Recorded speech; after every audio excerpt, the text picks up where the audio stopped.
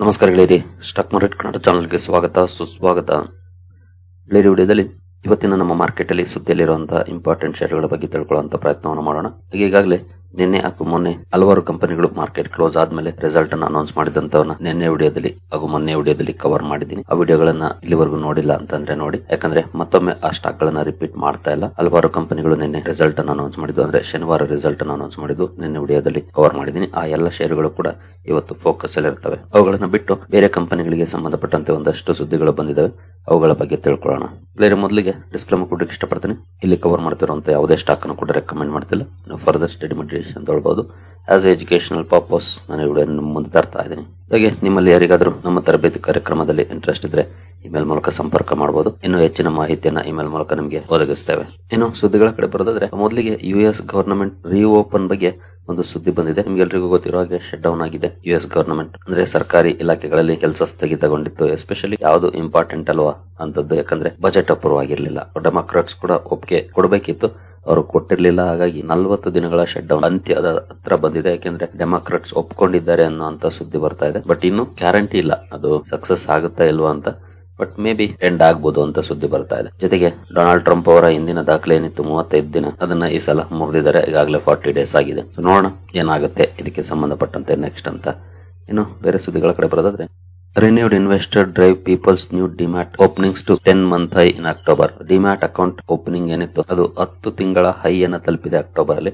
ಅಂದ್ರೆ 30 ಲಕ್ಷಕ್ಕಿಂತ ಜಾಸ್ತಿ ಅಕೌಂಟ್ಸ್ ಅಕ್ಟೋಬರ್ ಅಲ್ಲಿ ಓಪನ್ ಆಗಿರೋ ಬಗ್ಗೆ ಡೇಟಾ ರಿಲೀಸ್ ಆಗಿದೆ ನೋಡಬಹುದು. ಕಳೆದ ಡಿಸೆಂಬರ್ ಅಲ್ಲಿ 32 ಲಕ್ಷ ಅಕೌಂಟ್ಸ್ ಓಪನ್ ಆಗಿತ್ತು. ಆನಂತರ ನೋಡಬಹುದು ಡಿಕ್ಲೈನ್ ಆಗಿತ್ತು. ಮಧ್ಯೆ ಜುಲೈಯಲ್ಲಿ ಒಂದಷ್ಟು ಇನ್ಕ್ರೀಸ್ ಕೂಡ ಆಗಿತ್ತು. ಈಗ ಜುಲೈನು ಮೀರಿಸಿ 30 ಲಕ್ಷ ಅಕೌಂಟ್ಸ್ ಓಪನ್ ಆಗಿದೆ. ಈ ಕಾರಣದಿಂದ ಕ್ಯಾಪಿಟಲ್ ಮಾರ್ಕೆಟ್ ಥೀಮ್ ಅನ್ನ ನಾವು ಇವತ್ತು ಫೋಕಸ್ ಮಾಡಬೇಕಾಗುತ್ತೆ.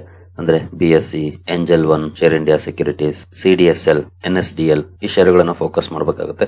ಎಸ್ಪೆಷಲಿ ಶುಕ್ರವಾರದ ಸೆಷನ್ ಅಲ್ಲೇ ಭರ್ಜರಿ ಪರ್ಫಾರ್ಮೆನ್ಸ್ ನೋಡ್ಲಿಕ್ಕೆ ಸಿಕ್ಕಿತ್ತು. F1 ಗೆ ಸಂಬಂಧಪಟ್ಟಂತೆ ಫೈನಾನ್ಸ್ ಮಿನಿಸ್ಟರ್ ನಿರ್ಮಲಾ ಸೀತಾರಾಮನ್ ಅವರು ಒಂದು ಸ್ಟೇಟ್ಮೆಂಟ್ ಅನ್ನ ಕೊಟ್ಟಿದ್ರು. ಆ ಸ್ಟೇಟ್ಮೆಂಟ್ ಒಂದಷ್ಟು ಪಾಸಿಟಿವ್ ಇಂಪ್ಯಾಕ್ಟ್ ಅನ್ನ ಮಾಡಿತ್ತು. ಇವತ್ತು ಹೊಸ demat account openings data release ಆಗಿದೆ. ಜೊತೆಗೆ ಚೆನ್ನಾಗಿದೆ, 10 ತಿಂಗಳ ಹೈ ಅನ್ನ ತಲುಪಿದೆ. ಈ ಎಲ್ಲ ಸ್ಟಾಕ್ ಗಳನ್ನ ವಾಚ್ ಮಾಡಬಹುದು, ಯಾವ ರೀತಿ ಇರುತ್ತೆ ಪರ್ಫಾರ್ಮೆನ್ಸ್ ಇವತ್ತು ಮಾರ್ಕೆಟ್ ಅಲ್ಲಿ ಅಂತ.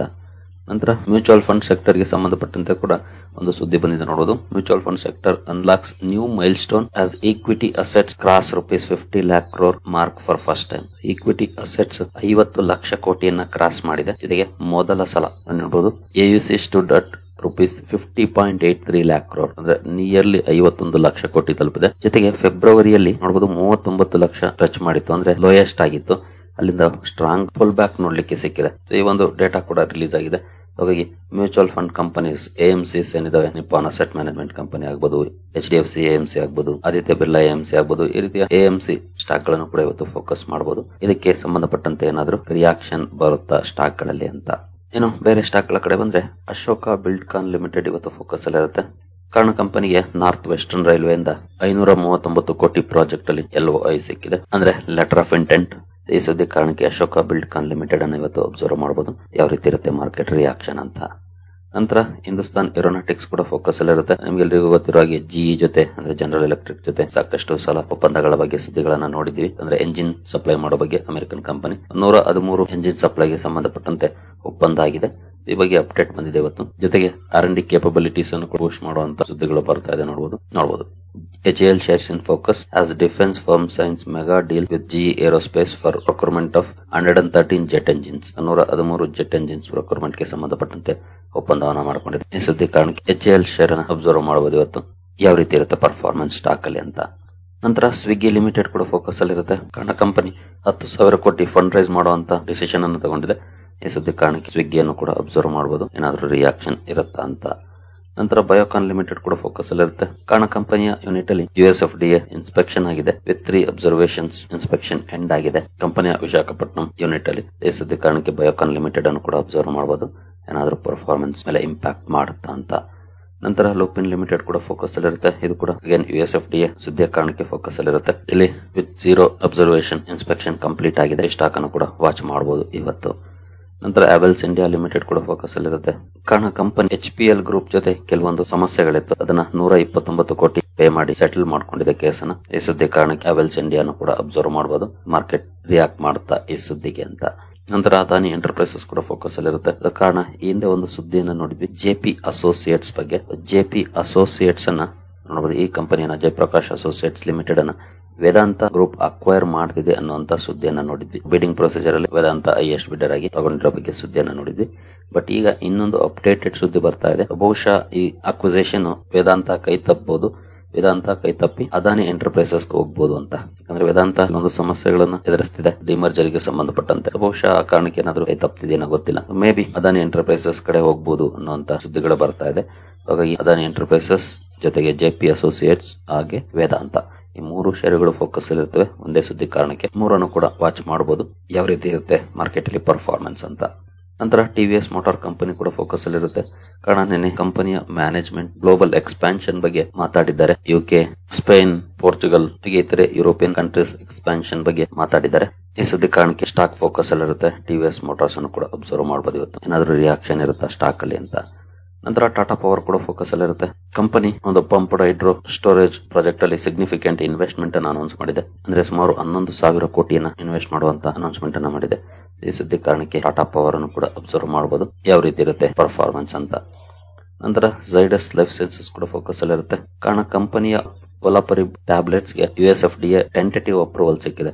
ಅಂದ್ರೆ ಈ ಟ್ಯಾಬ್ಲೆಟ್ಸ್ ಅನ್ನ ಓವೇರಿಯನ್ ಕ್ಯಾನ್ಸರ್, ಬ್ರೆಸ್ಟ್ ಕ್ಯಾನ್ಸರ್ ಹಾಗೂ ಪ್ರೋಸ್ಟೇಟ್ ಕ್ಯಾನ್ಸರ್ ಟ್ರೀಟ್ಮೆಂಟ್ ಅಲ್ಲಿ ಬಳಸುವಂತಹ ಟ್ಯಾಬ್ಲೆಟ್ಸ್. ಈ ಟ್ಯಾಬ್ಲೆಟ್ಸ್ ಗೆ USFDA ಇಂದ ಟೆಂಟೇಟಿವ್ ಅಪ್ರೂವಲ್ ಸಿಕ್ಕಿದೆ. ಈ ಸುದ್ದಿ ಕಾರಣಕ್ಕೆ ಝೈಡಸ್ ಲೈಫ್ ಸೈನ್ಸಸ್ ಅನ್ನು ಕೂಡ ಅಬ್ಸರ್ವ್ ಮಾಡಬಹುದು ಯಾವ ರೀತಿ ಇರುತ್ತೆ ಪರ್ಫಾರ್ಮೆನ್ಸ್ ಸ್ಟಾಕ್ ಅಲ್ಲಿ ಇವತ್ತು ಅಂತ.